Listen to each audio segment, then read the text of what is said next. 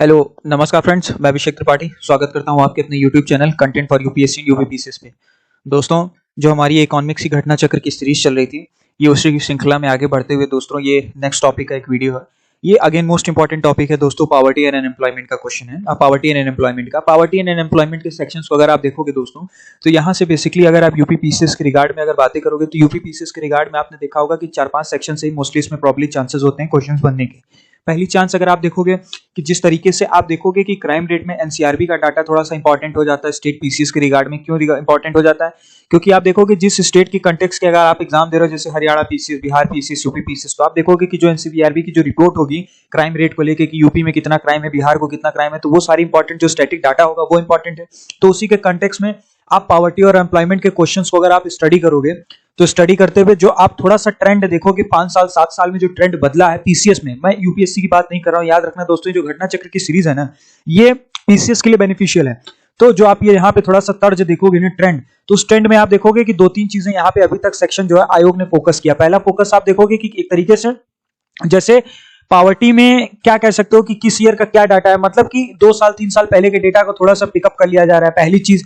और दूसरी चीज आप देखोगे दोस्तों कि जो जैसे समझने की कोशिश करिए कि अपने इंडिया में क्या है कि जो गरीबी को मापने का जो तरीका है वो कौन सी कमेटी के द्वारा दिया गया, तेंदुलकर कमेटी। ठीक है, आपको याद होगा शायद, अगर नहीं याद हो, आपने मेरी पहले की वीडियो देखी हो तो मैंने पूछा भी था कि किसकी कमेटी की सिफारिश पे हमने आज भी अपने गरीबी दर को नापा है। तो तेंदुलकर की कमेटी की सिफारिश थी जिसके आयोग के जिसकी सिफारिशों पे अभी भी एम्प्लॉयमेंट और पॉवर्टी को नापा जा रहा है। ठीक है, तो थोड़ा सा यहाँ पे तेंदुलकर कमेटी से 1-2 क्वेश्चंस बनते हैं और थोड़ा ईयर वगैरह को पूछ लिया जा रहा है। अभी यही 2-3 चीजें हैं, एक चीज और है, अब जैसे जैसे आगे बढ़ेंगे वैसे वैसे बताता रहूंगा। ठीक है, आइए ज्यादा न समय लेते हुए अपने धमाकेदार सेशन की शुरुआत करते हैं।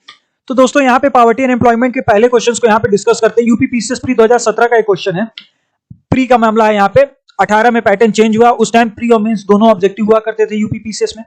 तो in the first year UNO adopted a definition of the absolute poverty, मतलब आप देखोगे एब्सोल्यूट पॉवर्टी की जो डेफिनेशन है वो यूनाइटेड नेशन ऑर्गेनाइजेशन ने कब अडॉप्ट की थी? 1995 में। ठीक है, अब थोड़ा सा यहाँ पे ये देखना है दोस्तों कि एब्सोल्यूट पॉवर्टी क्या होता है। Absolute poverty is a condition in characterised by the severe depreciation of the basic human needs including food, safe drinking water, sanitation facilities, health and shelters and education information. मतलब आप देखोगे कि absolute poverty का मतलब यह है कि characterized by a severe deprivations of the human basic needs like food, safe drinking water, sanitation facilities, health and shelters and education information। मतलब आप देख रहे हो कि पूरी तरीके से यहाँ पे बातें वही की जा रही हैं कि जो गरीबी का मापदंड है, क्या ह्यूमन की बेसिक नीड होनी चाहिए, मतलब कि एब्सोल्यूट पॉवर्टी की, जैसे कि सही पानी होना चाहिए, पूरा प्रॉपर सैनिटेशन, साफ सफाई की यहाँ पे बातें की जा रही है, शेल्टर्स की बातें की जा रही है, एजुकेशन और इन्फॉर्मेशन की। ठीक है, अब नेक्स्ट क्वेश्चन को देखते हैं।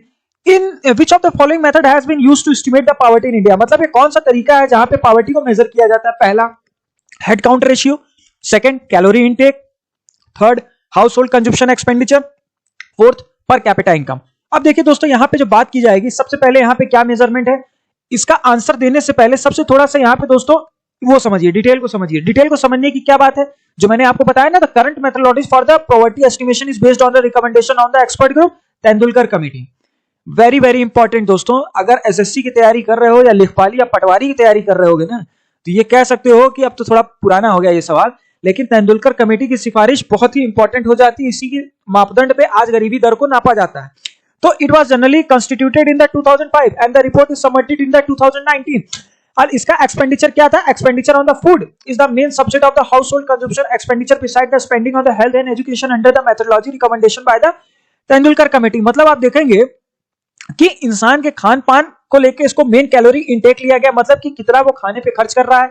दूसरा आप देखोगे कि स्पेंडिंग ऑन द हेल्थ, मतलब कि कितना वो स्वास्थ्य पे और शिक्षा पे वो खर्च कर रहा है। उसी के आधार पे तेंदुलकर कमेटी की सिफारिश पे आप देखोगे कि हेड काउंट रेशियो को देखा गया, उसके बाद क्या देखा गया, कैलोरी इंटेक को, कितना वो खाना खा रहा है, उसके बाद आप देखोगे हाउस होल्ड कंजप्शन एक्सपेंडिचर। तो इसका आंसर क्या हो जाएगा? Option B 1, 2, 3। Per capita income किस कंटेक्स्ट में आएगी? Per capita in the sense समझने की कोशिश करिए दोस्तों, यहाँ पे जीडीपी की बात हो रही है। तो जीडीपी से तेंदुलकर कमेटी का काफी हद तक अलग लेना देना था। हद तक क्या मतलब? टोटली अलग लेना था। ये लेटेस्ट का क्वेश्चन दोस्तों, प्री 2020 का सवाल है। ठीक है, अब आगे बढ़ते हैं। The basis of the poverty estimate in India, किस बेसिस के आधार पे नापा जाता है? पहले भी हमने यहाँ पे इसको डिस्कस कर लिया। House hold consumption, house hold consumption में क्या आएगा? आपका हेल्थ आएगा, शिक्षा आएगी, एजुकेशन आएगा और बेसिक फैसिलिटीज आएंगी। ठीक है, तो पॉवर्टी लाइन का estimation India is based on the consumption expenditure, not on the income levels. ध्यान रखना दोस्तों, not on the income level. Very very important line है, due to difficulties in assembling incomes of the self employed people, daily wages worker and the large fluctuations in the income due to the seasonal factors. Seasonal factor in the sense समझने की कोशिश करिए दोस्तों कि अगर कोई इंसान खेती पे निर्भर करता है तो उसकी तो एस्टिमेट इनकम आप जो है सीजन के आधार पे लाओगे ना। किसी साल सीजन सही रहा तो फसलें अच्छी हो गई तो चांदी ही चांदी है, और नहीं हुआ तो थोड़ा सा जो है उतार चढ़ाव आ ही गए, तो खैर वो बात अलग हो गई दोस्तों। लेकिन जो मेन यहाँ पे एस्टिमेट की बातें की जा रही है, the most of the poverty, ये देखिए, most of the poverty estimate committees propose that the per capita consumption expenditure and house hold expenses were the right strategically choice for the calculating poverty in India. मतलब समझने की कोशिश करिए कि poverty का estimate जो कमिटीज है ना, इसका जो बेसिकली मेन फोकस है वो किस पे किया गया है कि per capita consumption expenditure on the house hold expenses.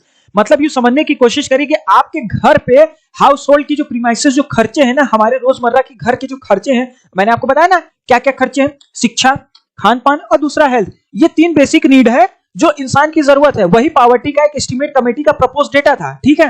बाद में आप देखोगे कि जब प्लानिंग कमीशन रिप्लेस हुआ नीति आयोग में, अच्छा अब नीचे कमेंट सेक्शन में ये बताइए कि प्लानिंग कमीशन कब नीति आयोग में तब्दील हुआ था, ठीक है। तो आप देखोगे कि प्लानिंग कमीशन जो कि अब नीति आयोग में है, on the basis of large data surveys on the house hold consumers expenditure conducted by the NSSO. NSSO को अब क्या कहा जाता है, एनएसओ कहा जाता है। अब एनएसओ का फुल फॉर्म क्या होता है ये आप नीचे कमेंट सेक्शन में बताइए, ठीक है। तो कुल मिला के कहानी क्या है कि अभी तक आपने देखा 2013 का ये सवाल है, और इसके पहले का सवाल आपने 2020 का देखा और 2017 का देखा। आप 17, 20 और ये 13 के सवाल से ये आंकड़ा लगा सकते हैं कि पॉवर्टी का बेसिस का एस्टिमेशन रेट की यहाँ पे बात की गई है, ठीक है। ये सवाल यहाँ खत्म हुआ। अब एम्प्लॉयमेंट के क्वेश्चन को देखिए, employment and the poverty estimate in India are based on the किसके बेसिस पे, NSO household consumption expenditure survey, CSO household consumption planning commission and NSO family income survey. Income survey पे तो हो ही नहीं सकता, ठीक है। CSO की यहाँ पे बात की ही नहीं जा रही। Planning commission and the house hold consumption की बात है, लेकिन प्लानिंग कमीशन का क्या काम है, प्लानिंग कमीशन को जो कि बाद में नीति आयोग ने रिप्लेस कर दिया, प्लानिंग कमीशन का क्या, प्लानिंग कमीशन तो एलोकेशन की बात करता है ना, कि प्लानिंग कमीशन स्टेट का क्या खर्चा, कितनी जरूरतें हैं, उसके एस्टिमेट के आंकड़ों को बता के सरकार का पैसा एलोकेट कराने की यहाँ पे बातें हैं। लेकिन इसको बदल के आप देखोगे कि कौन सा ऑप्शन होगा, एनएसएसओ, जो कि एनएसएसओ बाद में एनएसओ में तब्दील हो गया, ठीक है। तो हाउस होल्ड के कंजम्पशन एक्सपेंडिचर सर्वे किसने किया, एनएसएसओ ने किया, ठीक है। अब आगे बढ़ते हैं, 5वें सवाल को देखिए। ये सब देखिए दोस्तों हाल ही के सवाल है, 2016 के लगभग क्वेश्चंस हैं। अगर इसके क्वेश्चंस की श्रृंखला को देखोगे तो लेटेस्ट ट्रेंड की अगर बात करो दोस्तों, तो इस सेक्शन में एम्प्लॉयमेंट से पॉवर्टी एम्प्लॉयमेंट से रिलेटेड लगभग आपको 100 क्वेश्चन के आसपास मिल जाएंगे, ठीक है। 100 क्वेश्चन में तो अभी तो 5वें पे ही पहुंचे, ठीक है। जो इंपॉर्टेंट है, जो रिपीट होने के चांसेस हैं, जिससे सीखने को मिल जाएगा, वो यहाँ पे डिस्कस कर लेंगे, ठीक है। अब वो क्वेश्चन को देखा, अब इसके पहले वाले क्वेश्चन को, हाँ, एम्प्लॉयमेंट की बात देख ली। अब the basis of the determining the poverty line India किसके बेसिस पे किया जाता है डिटरमाइन, आप देखोगे UP UDA LDA supplementary mains 2010। अभी पता नहीं कौन सा एग्जाम है, मुझे खुद नहीं पता, पर हाँ अब आया है तो देख लीजिए। कंजम्पशन डेटा के बेसिस पे पॉवर्टी लाइन को एस्टिमेट किया जाता है, ठीक है। Poverty line in India is estimate on the basis of per capita income in different state, जो कि हो ही नहीं सकता। हाउस होल्ड एवरेज इनकम, ये देखिए चांसेस हैं, बिल्कुल नहीं है। हाउस होल्ड कंजम्पशन एक्सपेंडिचर, अब ये देखिए लोअर पीसीएस 2023 पटवारी लेखपाली के एग्जाम में आ चुका है, एआरओ के एग्जाम में 2013 में आया था, यूपी पीसीएस 2009 में। तो कुल मिला जुला के पॉवर्टी का एस्टिमेट आप देख रहे हो ना कि हाउस होल्ड डेटा को ही रिलेटेड है, ठीक है। कोई इसमें रॉकेट साइंस का इस्तेमाल नहीं है, मतलब 2, 4, 6 सेक्टर हैं जिसपे आप फोकस कर लीजिए, आपकी ग्रिप बन जाएगी क्वेश्चंस पे। 7वें क्वेश्चन को देखिए, the methodology following for the poverty estimated by the using 61 NSO data in 2004 and 2005। 2016 का ये सवाल है, जेपीएससी का है, जम्मू कश्मीर पीसीएस का है। अब यहाँ पे क्या बातें हैं, 2004 और 5 का 61वां जो एनएसएसओ का डेटा था वो किसके बेसिस पे था, uniform recall method, mixed recall method, both URM and MRM. सबसे पहले इसकी पूरी श्रृंखला को देखते हैं कि ये होता क्या है, ठीक है। उसके बाद यहाँ पे बातें करेंगे। आप देखोगे दोस्तों 61 जो राउंड हुआ था नेशनल सैंपल सर्वे डाटा का, इसमें 2 different house hold consumption distribution for the 1 year 2004 और 5 की बातें की गई। अब यहाँ पे क्या हुआ कि the first one for the consumption data selected by using the 30 days recall also known as the reference period for all the times. मतलब आप देखोगे कि 30 दिन तक लगभग डेटा का जो है कलेक्शन किया गया, अच्छा ठीक है। अब उसकी कहानी क्या कहती है कि the other distribution is obtained from the consumer expenditure data collected using 365 days. मतलब आप देखोगे कि जो कंज्यूमर का एक्सपेंडिचर है 365 दिन में, वो उसके सर्वे डेटा पे टोटल फ्रीक्वेंट परचेजिंग पावर पे डिपेंड करता था। जैसे कि मान के चलिए कपड़ा खरीदना हो गया, जूता खरीदना हो गया, ड्यूरेबल गुड्स, एजुकेशन, इंस्टीट्यूशनल में कितना उसने खर्च किया। मतलब आप देखेंगे कि टोटली ये तो हाउस होल्ड लाइवलीहुड पे ही डिपेंडेंट है। हाउस होल्ड लाइवलीहुड की डिपेंडेंसी की अगर आप बात करोगे दोस्तों, तो यहाँ पे 2 टर्म आप समझे, एक uniform recall period, uniform recall period और मिक्स्ड रिकॉल पीरियड, ये दोनों ही डिस्ट्रीब्यूशन इक्वली किसके लिए बने थे, ये टोटली इक्वली किसके लिए बने, ये आप देखोगे कि the planning commission using the experts group methodology has been estimated in the 2004 and 2005 using both that distribution. Both that distribution क्या है कि जो 365 दिन का आप देखोगे कि आपके लाइवलीहुड का टोटल खर्च है ना, कौन सा खर्च बात कर रहा है कि आपके प्रीमाइसेस इन द सेंस समझने की कोशिश करिए, clothing, footwear, durable goods, education, Khan पान, उसकी यहाँ पे टोटल कंजप्शन डिस्ट्रीब्यूशन की यहाँ पे बात की जा रही है। तो मेथोडोलॉजी क्या थी एनएसएसओ की, तो कहीं भी अगर ऐसा सवाल बने ना, हालांकि दोस्तों 2016 का है तो पॉसिबिलिटी की रिपीट हो सकता है, तो याद रखना इसका क्या मेथड होगा, एक यूनिफॉर्म रिकॉल मेथड और दूसरा मिक्स्ड रिकॉल मेथड। ठीक है, 8वें क्वेश्चन को देखते हैं, which method is not used to decide the poverty line, कौन से मेथड से नहीं डिसाइड किया जाता है, एवरेज पर कैपिटा इनकम। ठीक है, एवरेज पर कैपिटा इनकम, अभी तक देखिए पहले के जो सवाल थे वहां पे भी पर कैपिटा इनकम की बात की गई, लेकिन वो पर कैपिटा इनकम दूसरे कंटेक्स्ट में था, यहां एवरेज पर कैपिटा इनकम की बात की जा रही, कैलोरीज इन फूड यानी हाउस होल्ड की बात है, एचसीआर की बात है। एचसीआर का यहाँ पे क्या मामला है, एचसीआर का मतलब क्या है कि हाउस होल्ड कंजप्शन रेट की बात की जा रही है, एचसीआर लिखा है तो कंफ्यूज मत होना, हाउस होल्ड कंजप्शन को शॉर्ट फॉर्म में दिया है। उसके बाद लिटरेसी रेट, लिटरेसी रेट तो देखिए दोस्तों दूसरी चीज हो जाए, लिटरेसी रेट को एस्टिमेट नहीं किया जाता गरीबी से। ठीक है, तो इसका क्या अलग आंसर हुआ, लिटरेसी रेट डिसाइड नहीं कर सकते। ठीक है, छत्तीसगढ़ पीसीएस 2005 का सवाल है। उसके बाद विच of the following committees recommended a poverty line based on nutritional requirement, कौन सी आप देखोगे कमेटी जो थी जिसने न्यूट्रिशन के रिक्वायरमेंट पे डिसाइड किया था, अलग committee, Lakdawala committee, Tendulkar committee and Rangarajan committee. आप देखोगे 1977 की जो प्लानिंग कमीशन जो एस्टिमेट की गई जिसकी चेयरमैनशिप थी वाई के अलग कमेटी ने, इन्होंने पॉवर्टी लाइन को डिस्ट्रीब्यूट किससे किया, न्यूट्रिशनल रिक्वायरमेंट से। न्यूट्रिशनल रिक्वायरमेंट आप देखोगे 73 और 74 के कंटेक्स्ट की बातें हैं। 73 और 74 का एरा किसका था, 73 और 74 का एरा जो आप देखोगे ना दोस्तों, ये इंदिरा गांधी का एरा था। अगर उस टाइम की आप बातें करोगे, देखिए यहाँ पे वो चीजें नहीं है, पर अगर तैयारी कर रहे हो तो चीजों को भिड़ाना सीखो। अगर चीजों को भिड़ाओगे ना तो याद रखना चीजें खेल बन जाएंगी। कितना डेटा याद रखोगे, कितनी चीजें याद करोगे। 73 और 74 का एरा क्या था, 73 देखिए इसी चीज से मैं रिलेटेड आपको बताता हूं न्यूट्रिशनल की कहां पे बातें की गई। 73 और 74 का एरा इंदिरा गांधी का एरा था। जब 73 और 74 का एरा इंदिरा गांधी का एरा आया तो आप उस टाइम में देखोगे कि जो अपने इंडिया की पॉलिसी थी 91 में चेंज हुई, हमने एलपीजी के रिफॉर्म को लाया। उसके पहले की जो हमारी इंडस्ट्रियल पॉलिसी थी इंदिरा गांधी के एरा में, आप देखोगे कि इंदिरा गांधी ने बहुत सारे फैक्ट्रीज को लगाया, लेकिन फैक्ट्रीज को लगाने के साथ साथ ये फर्स्ट टाइम था जब इंदिरा गांधी ने किस पे किया, इन्वायरमेंट पे फोकस किया। क्यों, क्योंकि इन्वायरमेंट उस समय मेजर कंसर्न बन चुका था। क्योंकि आप देखोगे हम डेवलप्ड कंट्रीज और डेवलपिंग कंट्रीज में अंतर होता है, क्योंकि हम तो डेवलपिंग में आते हैं। तो डेवलपिंग में आप देखोगे कि एक तरफ इंडिया विकास करना जहां चालू किया तो हमारे लिए सबसे बड़ा मेजर कंसर्न तो उस समय इन्वायरमेंट था ना। तो आप देखोगे उस टाइम कई सारे ऐसे प्लान्स को साइन किया गया था जहां पे इन्वायरमेंट की बातें की गई। तो आप चाहो तो न्यूट्रिशनल रिक्वायरमेंट की जो यहाँ पे बात की गई ना, बेसिस 73 और 74 के रिकमेंडेशन पे टास्क फोर्स पे उसको लाया गया। हालांकि इसमें क्या था दोस्तों, कुछ चीजों को डिसाइड किया गया। डिसाइड मतलब कि कितना एक कैलोरी इंटेक होना चाहिए। देखिए हाँ, ये यहाँ पे मैंने दिया है, ये है ना, जब आप रमेश सिंह की किताब पढ़ोगे इकोनॉमिक्स की ना, तो वहां पे दिया गया। देखिए रूरल की क्या कैलोरी थी, 2400। मिनिमम कंजप्शन एक्सपेंडिचर क्या है, 49 रुपया 49.09, और अर्बन का क्या है 2100 कैलू 56.64। मतलब मिनिमम कंजप्शन एक्सपेंडिचर रेट की यहाँ पे बात की गई। तो इंदिरा गांधी की जो मैंने कहानी शुरू की वो टोटली इससे डिफरेंट क्यों हो गई, मैंने आउट ऑफ द वे आपको क्यों लाया, क्योंकि उस समय का जो नेशनल प्लानिंग था ना, कहीं ना कहीं आप नेशनल प्लानिंग जो उस टाइम की इंडस्ट्रियल पॉलिसी थी ना, वो भी कहीं ना कहीं हद तक उस समय की पॉवर्टी लाइन को डिफाइन करती थी। ठीक है, हालांकि दोस्तों ये ट्रैक दोनों ही अलग है, इसका दोनों ही कथन अलग है, लेकिन जो समझ सकते हो ना, मतलब जो उस चीज को रिलेट करके आप याद करोगे, जो बेसिक चीजें हैं जो इंडिया के लिए इंपॉर्टेंट हो जाती है ना, वो मैंने आपको बता दी। ठीक है, According to the Planning Commission, how many daily calories per capita define the poverty line in urban areas? 2100 term की बात की गई। ये एमपीपीसीएस 2006 का मेंस का सवाल है, तो निसंकोच यहाँ पे मार दीजिए। ठीक है, 11वें सवाल को देखो, which one of the following per capita calorie intake has been recommending to determine the poverty line in the rural areas in India? अच्छा ठीक है, तो यहाँ पे क्या बात है, रूरल एरियाज की बात की जा रही है, तो क्या है 2400। ठीक है, poverty in India has been defined in term of standard of living of people, income of people, income of family, calorie intake, number of members in family, क्या होगा calorie intake। ठीक है, निसंकोच मार दिया। Persons below the poverty line in India are the classified such on the basis of whether they are entitled to the minimum prescribed food basket, they worked for the prescribed minimum number of days in a year, they belong to the agricultural labor household, the scheduled caste and tribal social peoples, their daily wages fall before the minimum wages। अब देखिए दोस्तों, ये IAS pre 1999 का सवाल है। अब आप यहां से एक कंपैरिजन कर सकते हो। कंपैरिजन इन द सेंस समझने की कोशिश करिए। अभी तक आपने देखा कि प्लानिंग कमीशन से रिलेटेड जो पीसीएस में सवाल बन रहे थे, और यहां पे पहला सवाल आईएएस का आया है प्री का 1999 का। आप दोनों के बीच के आपके अंतर को समझिए। तो जो आईएएस का लेवल था वो तब भी पीसीएस के लेवल से अलग था, ठीक है। पावर्टी लाइन का क्वेश्चन यहाँ पे भी, लेकिन क्लासिफिकेशन के बेसिस पे बात करी जा रही है। अभी जो हम छोटे से टर्म को उठा रहे थे कि क्या कैलोरी रेट होगा, क्या होगा, उससे कहीं गुना हट के आईएएस का प्री आ गया, ठीक है। चलिए अब आ गया तो उसको देख लेते हैं। ये भी एक बात को समझ रहे हैं कि they are entitled to the minimum prescribed food basket, मतलब poverty line in India are classified entitled to the minimum prescribed food basket, मतलब समझने की कोशिश करिए। टोटल कैलोरी की यहां पे बात की जा रही है, जो अभी कहानी हम शुरू से पढ़ते चले आए हैं। ऑप्शन बी क्या है, to get the work for the prescribed minimum number of days in year, मतलब कि कितना नंबर तक उसका काम मिला, कितने दिन में उसको रोजगार मिला, वो पावर्टी लाइन कभी एस्टिमेट नहीं करता।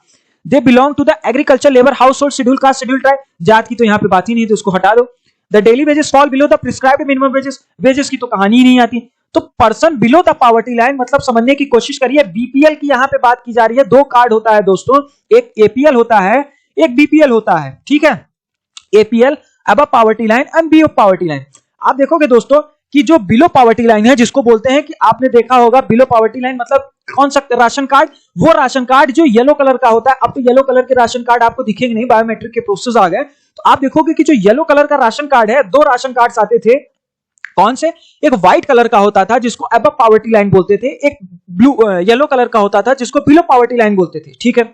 तो दोनों के रेट दर को अलग एस्टिमेट किया गया था। इनकम के बेसिस पे सरकार गल्ले को एलोकेट करती थी कि 2 रुपए किलो गेहूं और 3 रुपए किलो चावल, ठीक है। 2 रुपए किलो गेहूं और 3 रुपए के चावल, ये आपको गल्ले का रेट मिलता था। अच्छा देखिए दोस्तों, ये एक इंपॉर्टेंट सवाल हो जाता है, ये अब मुझे भी ध्यान नहीं है, ये करीब 3 महीने 4 महीने पुराने बात हो गई कि आप देखोगे कि सेंट्रल एक रेट को ले आई थी 2 रुपए किलो गेहूं को और 3 रुपए किलो चावल को। कौन से वो इकोनॉमिस्ट थे, साउथ के थे, अभी वो हाल ही में मरे हैं। ये इंपॉर्टेंट हो जाता है दोस्तों, उनका नाम मुझे याद नहीं है, कमेंट सेक्शन में लिख के बताना। हालांकि इसके बाद तो मैं खुद ही देख लूंगा, नहीं बताओगे तो मैं भी देख लूंगा, नाम याद आ गया तो।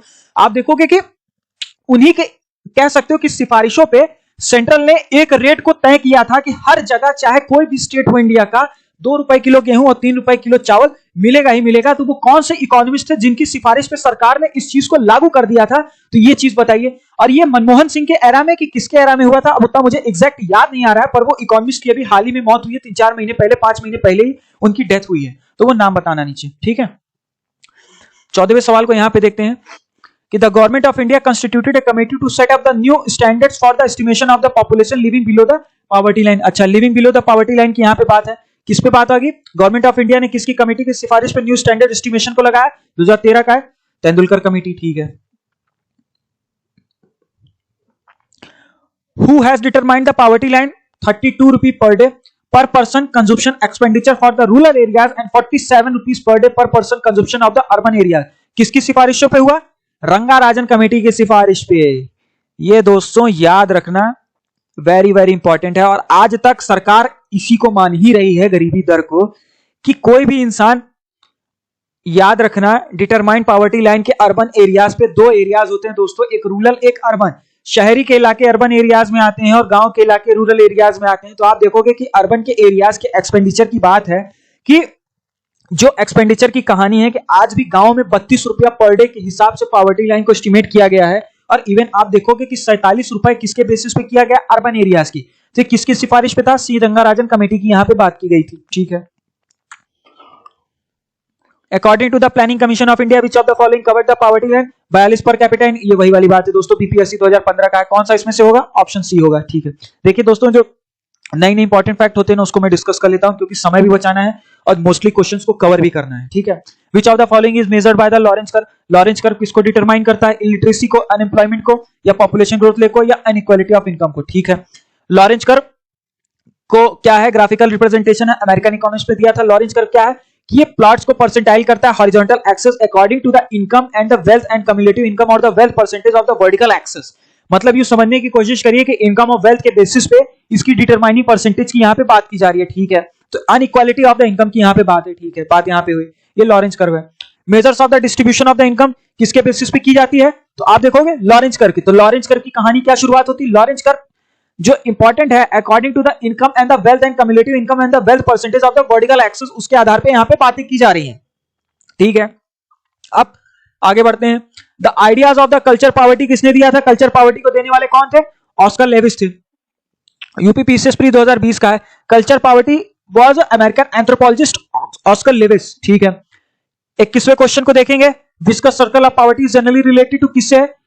नुरकस से है। ठीक है, इकोनॉमिस्ट प्रोफेसर रंगराज Nurkse in his book problem of the capital formation in the underdeveloped, 2014 का पीसीएस का प्री का सवाल है दोस्तों।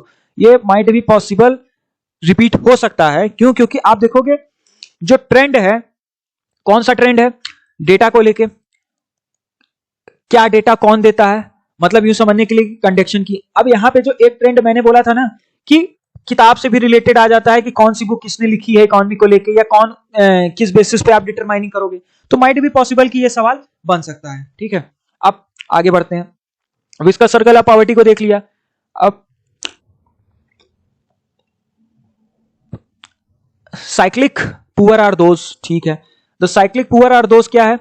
Cyclic poor are those who always remain poor. अच्छा, who continuously suffer between the big poor and non poor, who mostly remain non-poor but sometimes they become poor। अच्छा, ठीक है, तो cyclic poverty refers the poverty that may be widespread through a population but the occurrence itself is a limited duration. This could be caused by the temporary job loss and food scarcity due to natural phenomena or fluctuations in the business cycle. This could be caused by temporary job loss, food securities due to the natural phenomena or by the fluctuation in the business cycle and the mass unemployment during the production or the depression of the series of recession। मतलब आप देखोगे कि cyclic poor की कहानी जो है ये क्या बयां करती है? साइक्लिक पुअर की कहानी की यहाँ पे बातें की जाती है कि जो फ्लक्चुएशन है बिजनेस साइकिल को लेके, कि अनएम्प्लॉयमेंट किस कंडीशन में आ रही है, रिसेशन के दौर में जो आ रही है, उसको साइक्लिक पॉवर्टी की बात की जाती है, साइक्लिक पुअर की बात की जाती है। तो कहानी क्या है? साइक्लिक पुअर पॉवर्टी को डिपेंड करती है। पॉवर्टी किस बेसिस पे? हु रिमेन पुअर, जो गरीब है वो हो ही नहीं सकता। Who continuously suffer between the big poor and the non poor, who mostly remain non-poor but sometimes they became poor। मतलब समझने की कोशिश करिए कि अभी मेरे पास दौलत है, शोहरत है, रुपया है, पैसा है, सब कुछ है, लेकिन एक टाइम बाद इतनी ज्यादा महंगाई आ गई, इतना ज्यादा डिप्रेशन और एसोसिएशन आ गया कि मेरी जो खुद के पास पैसे हैं उससे मैं खुद को संभाल नहीं पा रहा हूं, अपने खर्चों को पूरे नहीं कर पा रहा हूं। ठीक है, विच of the following fixes the poverty line in India? किसने फिक्स किया है? Council of minister, Rajya Sabha, planning commission, NITI Aayog ने दिया है। ठीक है, Which of the following in India is the nodal agency for the estimation of the poverty at the India? कौन estimate करता है? 2014 का सवाल है। प्लानिंग कमीशन पहले भी डिस्कस कर लिए। Which of the following committee is related to the estimation? कौन डिस्कस है? क्या है प्लानिंग कमीशन को? तो आप देख सकते हो कि सुरेश और लकड़वाला कमेटी दोनों यहाँ पे ऊपर की बात की गई है, तो इसमें आप सुरेश तेंदुलकर कमेटी लेटेस्ट की बात है, आप चाहे ये लगाओ चाहे लकड़वाला लगाओ, पर सुरेश तेंदुलकर कमेटी को ही लगाना। ठीक है, Which of the following committees recommendation are based for the estimation of the poverty line in India? किस बेसिस पे है? लकड़वाला कमेटी, इस कहानी को पहले भी डिस्कस कर चुके हैं। ठीक है, अब Tendulkar committee has estimated that in India the percentage for the population below the poverty line. अब देखिए दोस्तों, परसेंटेज की यहां पे बात आ गई, तो 2004 और 5 का परसेंटेज क्या कहता था कि 37.2% इंडिया की पॉपुलेशन जो है वो बिलो पॉवर्टी लाइन के अंदर में आती है। ठीक है, estimate the percentage of the person below the poverty line 2011-12 Tendulkar method using किसके बेसिस पे था? तो आप देखोगे 21.9 मिक्स्ड डिफरेंस की बात है यहां पे दोस्तों, using the mixed difference below poverty line, तो 21.9 की यहां पे बात है। और उसके पहले क्या है कि the poverty rate in the year 2011 और 12 as per the Tendulkar methodology. पहले क्या था कि उस टाइम जो एस्टिमेट था वो 37.2 की बात थी, लेकिन उसके बाद क्या है 21.9। तो कहानी यहां पे ये शुरू होती है दोस्तों कि जब प्लानिंग कमीशन का डेटा रिलीज हुआ ना, अगर ये आता है फैक्चुअल क्वेश्चन तो आप 21.9 को ही कंसीडर करना। ठीक है, according to the data release by the planning commission in April 2011 and poverty in India in 2009 and 11 decline कब हुई? 30% हुई। ठीक है, poverty in India 5 years ago was stated by the 37.2% according to the data released by the Planning Commission in India 2011। poverty in India 2009 and 10 decline कब हुई? वही कहानी है 30% वाली। ये सब दोस्तों हाल ही के चुट्टे पुट्टे क्वेश्चन है, तो ये पॉसिबिलिटी बहुत कम है आने की। ठीक है, what percentage of India below poverty line? 27.5।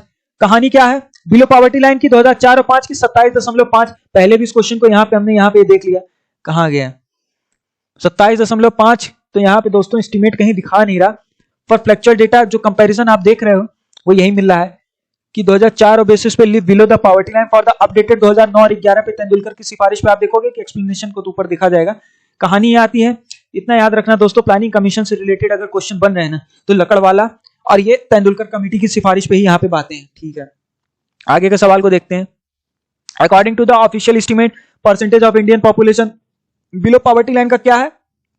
1911 और 1920 के बेसिस पे यहाँ पे बात है, क्योंकि 2003 का है सवाल, तो 26 की बात है, तो ऑप्शन बी। अब देखिए दोस्तों, इस टाइप का सवाल आएगा नहीं तो मैं इसको स्किप कर रहा हूं। ठीक है, जहां से आने की पॉसिबिलिटी है उसको मैं देख ले रहा हूं।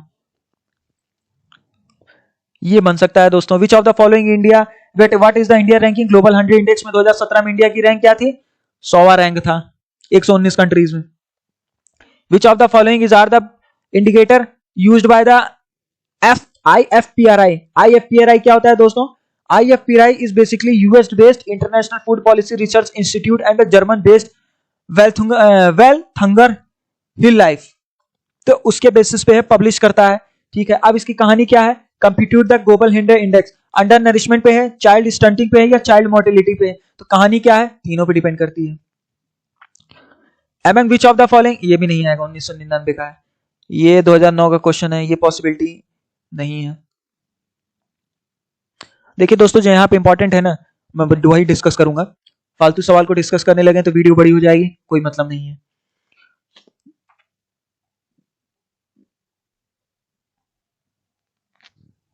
ये सारे डेटा देखिए दोस्तों उस समय के करंट अफेयर के, इकोनॉमिक्स तो करंट अफेयर पे डिपेंड करता ही है।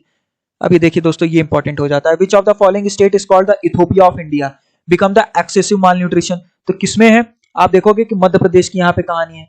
ठीक है, थोड़ा सा देखते हैं। As per the Indian state hunger index published in 2008 among all the Indian states, Madhya Pradesh was in the worst position। 2008 में मध्य प्रदेश की सबसे बुरी हुई हालत थी। among the African countries like Ethiopia and Chad। Chart के बाद आप देखोगे कि मोर्टेलिटी रेट की जो कंडीशन थी ना, बहुत similar like the Madhya Pradesh. तो आप कह सकते हो कि अगर कहीं ऐसा सवाल आ जाए ना कि इथोपिया ऑफ इंडिया किस स्टेट को कंसीडर किया गया है, तो याद रखना मध्य प्रदेश को कंसीडर किया गया है। ठीक है,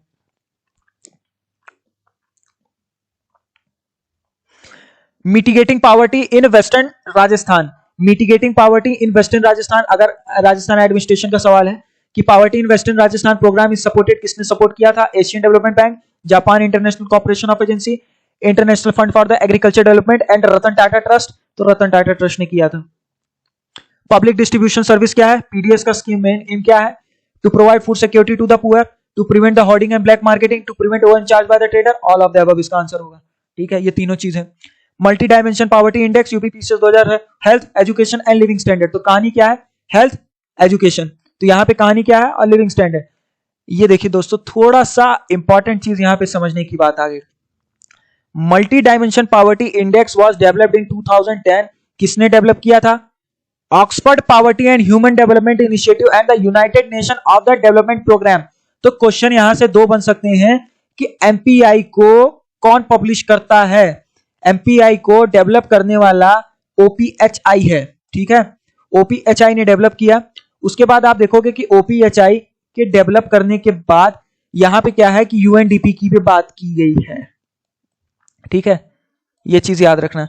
ये किसके मापदंडों पे है? Health education standard of living indicated to determining the degree poverty experiences population. ठीक है, वही वाली बात है दोस्तों, health education in standard of living indicator. ठीक है, अब क्या इंपॉर्टेंट है यहां पे, इस क्वेश्चन को भी देख लेते हैं। 68 क्वेश्चन को, which of the following is not responsible for the poverty?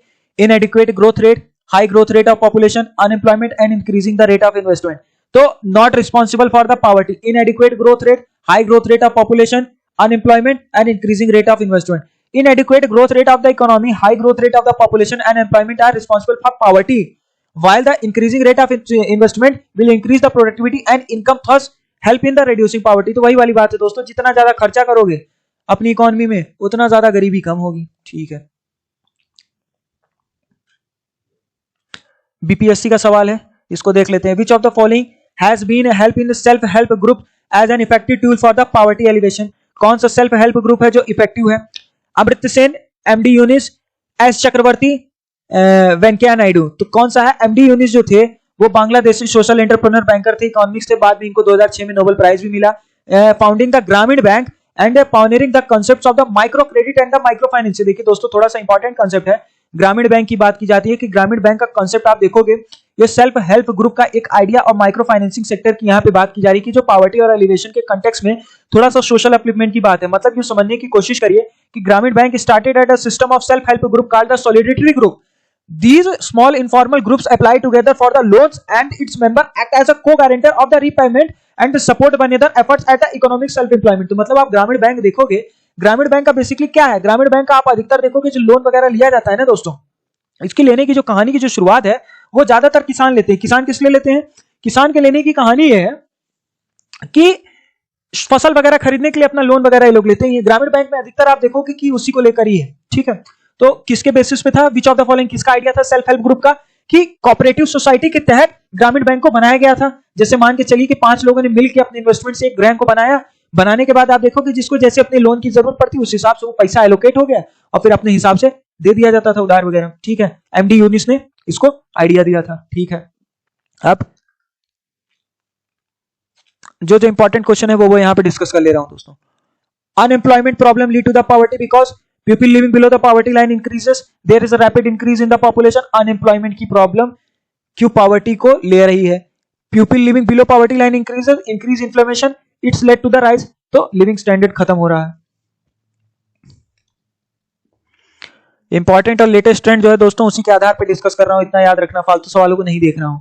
क्यों, क्योंकि अगर ऐसे करने लगोगे तो वीडियो बहुत बड़ी हो जाएगी। Disguised employment generally means, disguised employment का मतलब क्या होता है कि किसी एक काम को करने के लिए 5 लोग लगे हों। तो क्या मतलब है, large number of people remain unemployed, alternative employment is not available, margin productivity of the labour is zero. Very very important topic. Marginal productivity जो लेबर की है वो किस में जीरो हो रही है, डिस्गाइज्ड इकोनॉमी में। डिस्गाइज्ड इकोनॉमी मींस क्या है, marginal productivity of labour is zero, ठीक है। इन इंडिया डिस्गाइज्ड एम्प्लॉयमेंट क्या है, अनएम्प्लॉयमेंट का मतलब क्या है, किसके तहत आता है, agriculture sector. Disguised unemployment is found in agriculture sector में है, ठीक है। जो इंपॉर्टेंट है ना दोस्तों उसको यहां पे डिस्कस कर रहा हूं।